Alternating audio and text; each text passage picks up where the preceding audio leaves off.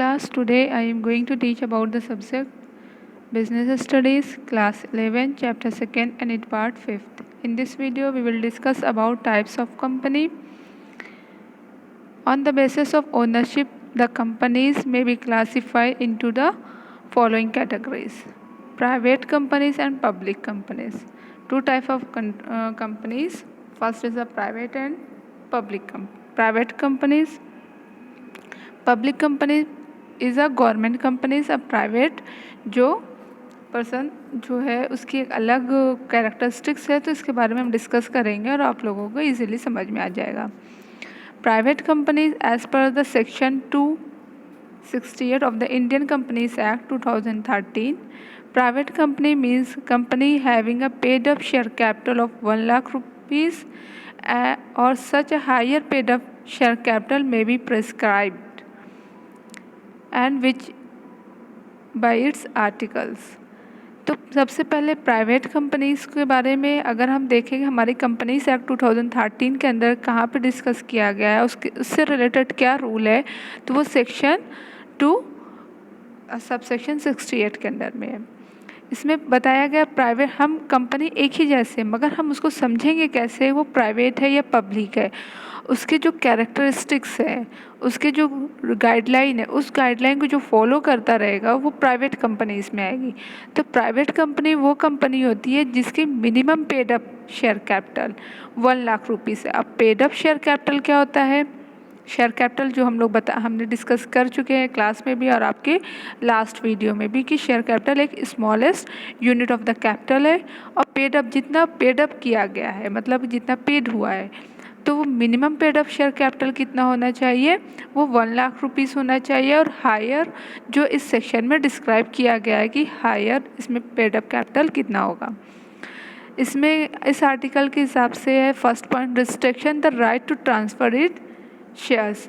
तो restriction the right to transfer it shares, इसमें firstly जो है एक रूल है, वो रूल क्या है कि वो शेयर्स कैपिटल जो हम लोग ने जॉइंट स्टॉक कंपनी का, ये सारे पार्ट्स हैं, प्राइवेट शेयर, प्राइवेट कंपनी और पब्लिक कंपनी।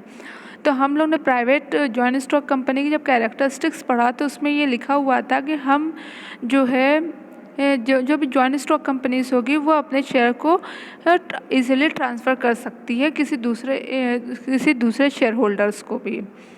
मगर यहाँ पर जो है अगर उसका हम सब पॉइंट प्राइवेट कंपनी देखते हैं, तो प्राइवेट कंपनी में इस चीज़ की रिस्ट्रिक्शन दी गई है कि हम जो है कोई भी पर्सन, उसका ये राइट नहीं है कि वो अपने शेयर्स को ट्रांसफ़र करे किसी दूसरे पर्सन को। सेकेंड है limit the number of its member to 2000, provide that where the 2 or more person hold 1 or more share in a company jointly, they shall for the purpose of this clause be treated as single member, and provided further that person who are in the employment of the company shall not be included in the number of members। तो second point में क्या discuss किया गया है कि इसके जो limitation है, जो लिमिट है उसके मेंबर्स की, वो कितनी होनी चाहिए, 200 होना चाहिए। अब इसमें ये कहा गया अगर कोई एक पर्सन उसने एक से ज़्यादा शेयर को लिया हुआ, परचेज होल्ड किया हुआ है, मतलब एक पर्सन है, हो सकता हो उसने 2 या 4 या 10 उसने शेयर लिया, तो वो जो है वो एक ही मेंबर इंक्लूड होगा। उसने शेयर्स इतने ले लिए हैं तो वो अलग कॉन्सेप्ट होगा कि उसने शेयर्स इतने ज़्यादा लिए, मगर वो मेंबर एक ही इंक्लूड होगा अगर वो क्या होगा, एक से ज़्यादा शेयर उसने होल्ड कर लिया। और इसमें मेंबर कितने होना चाहिए, वो 200 होना चाहिए। Third point is a prohibited an invitation to the public to subscribe for any securities. तो यहाँ पे थर्ड जो पॉइंट है उसमें ये चीज़ एक लिमिटेशन ये भी बताई गई है, मना है इसमें कि जो प्राइवेट कंपनी का जो होल्डर्स होगा वो पब्लिक को नहीं। प्राइवेट कंपनी अपने शेयर्स पब्लिक को इशू नहीं कर सकती। पब्लिक को इशू मतलब जैसे हम लोग हैं, तो प्राइवेट कंपनी कभी भी अपने शेयर्स हम लोगों को नहीं इशू कर सकती। ये राइट सिर्फ और सिर्फ पब्लिक कंपनी को होता है। जो गवर्नमेंट कंपनी होती है वही सिर्फ जो है जनरल पीपल जैसे हम लोगों को शेयर इशू कर सकती है। इसमें कौन से मेंबर, इसके जो प्राइवेट कंपनी के जो शेयर होल्डर्स होंगे वो उसके जान पहचान हो सकता, फ्रेंड्स हो, सिबलिंग्स हो, वाइफ हो या कोई भी हो, तो जो उन लोगों को वो लोग सिर्फ परचेज कर सकते हैं, जनरल पीपल्स को इनवाइट नहीं कर सकती। तो समझ में आ गया है कि प्राइवेट कंपनी की 3 रिस्ट्रिक्शन है। पहली चीज़ में क्या है, इसका पेड अप शेयर कैपिटल कितना होना चाहिए, 1 लाख। दूसरी चीज़, ये ट्रांसफ़र नहीं कर सकती, इसमें लिमिट कितनी है, 200 लिमिट है इसके मेंबर की होना चाहिए। और ये जो इन्विटेशन होगा शेयर्स जो इशू करेगी तो वो पब्लिक को नहीं कर सकती। सेकेंड पॉइंट है 1% कंपनी। अब वर्ड से 1% कंपनी, 1% की कंपनीज क्या होती है। With the implementation of the companies act 2013, single person could constitute a company under the 1% company OPC concept. The introduction of OPC is in the legal system is to move that would encourage the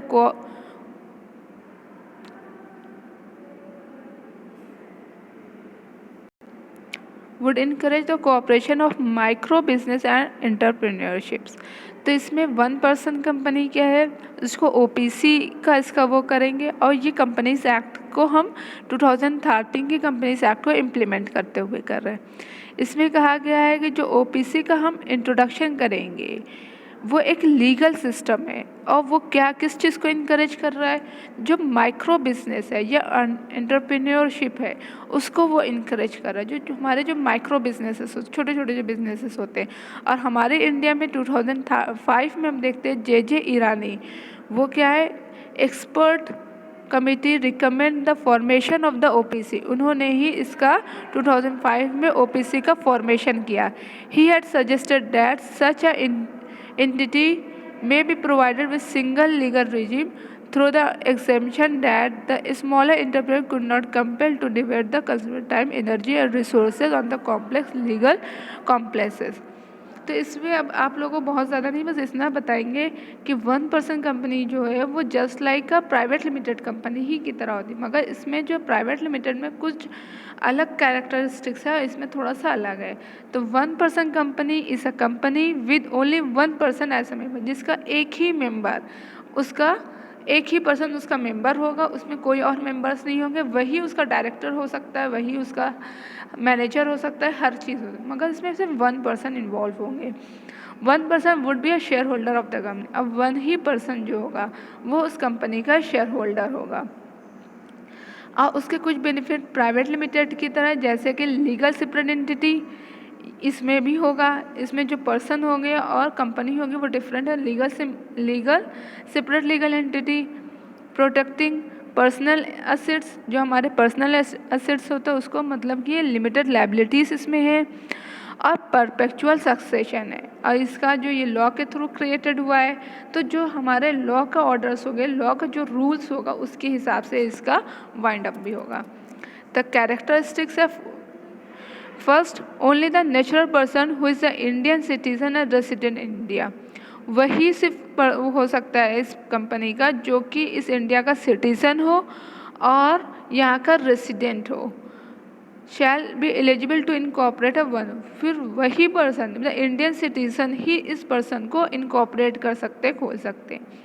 shall be a nominee for the sole member of 1% member, तो इसका एक मतलब कि 1% company का जो है एक ही member जो है वो उसका नॉमिनी होगा।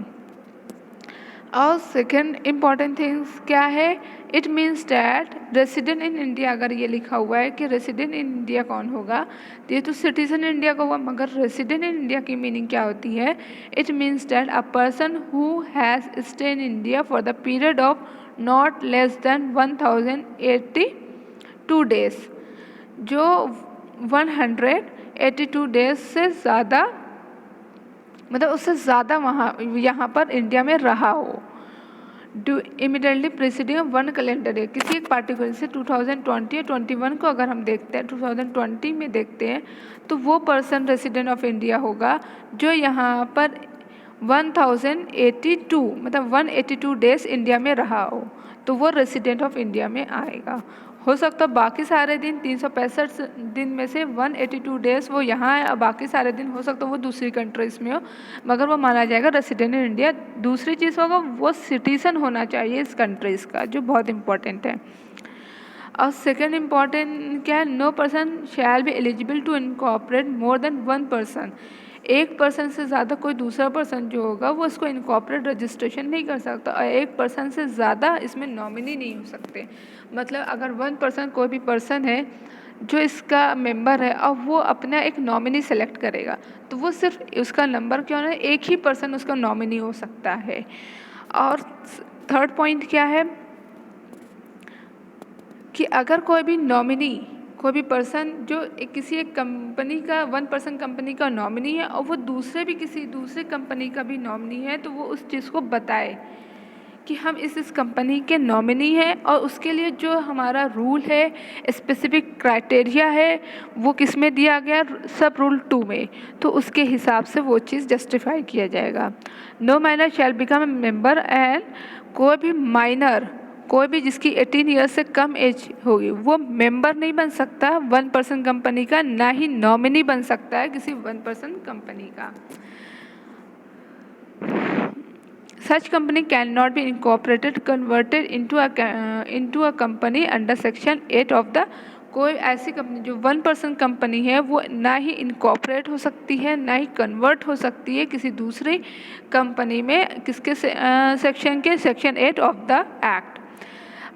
6 पॉइंट है कि such company can not carry non banking financial investment activities, इसको वो जो है फॉलो नहीं कर सकती है। जो non banking financial investment activities है, जैसे बहुत सारे फाइनेंशियल इंस्टीट्यूशन है जो लोन देते हैं, तो वो सारी चीज़ें नहीं कर सकती।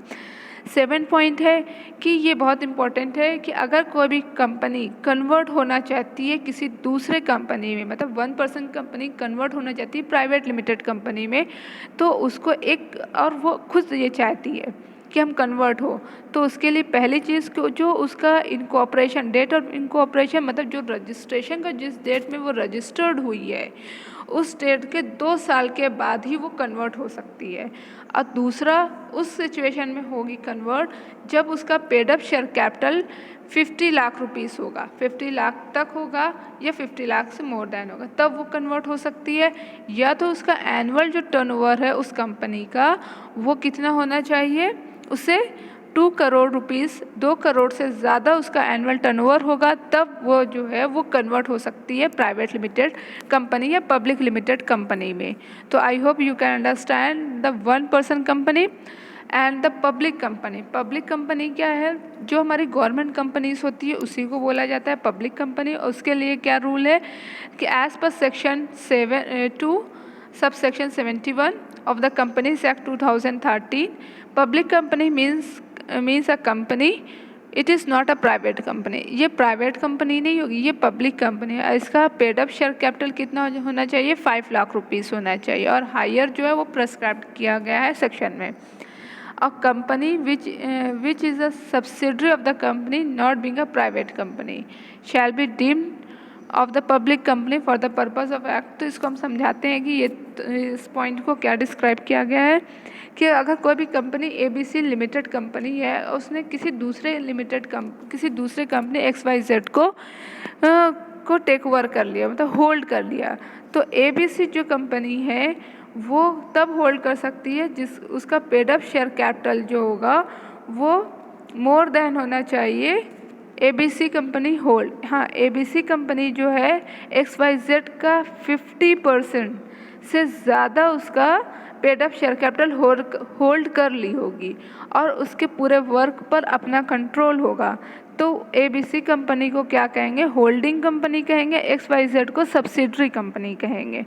मतलब जो कंपनी दूसरे कंपनी को होल्ड करती है वो होल्डिंग कंपनी होगा, और होल्डिंग कंपनी वो कंपनी हो सकती है जो दूसरे कंपनी को होल्ड करेगी, उसका 50% पेड अप कैपिटल 50% से ज़्यादा पेड अप कैपिटल वो होल्ड कर चुकी हो।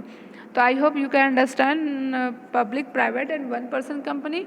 और इस बुक में बहुत सारे डिफ्रेंशिएट भी दिया हुआ है, डिफरेंस भी दिया हुआ है प्राइवेट और पब्लिक में और कंपनी में, कोऑपरेटिव सोसाइटीज़ में। तो आप लोग इसको बहुत अच्छे से पढ़ लीजिए। कोई भी कन्फ्यूज़न किसी भी पॉइंट में हो तो वो हमसे पूछ लीजिए। और ये जो टॉपिक है वो बहुत ज़्यादा इम्पॉर्टेंट है। इस टॉपिक को अच्छे से समझना it is very necessary for your further knowledge. तो I hope you can understand every point. Thank you.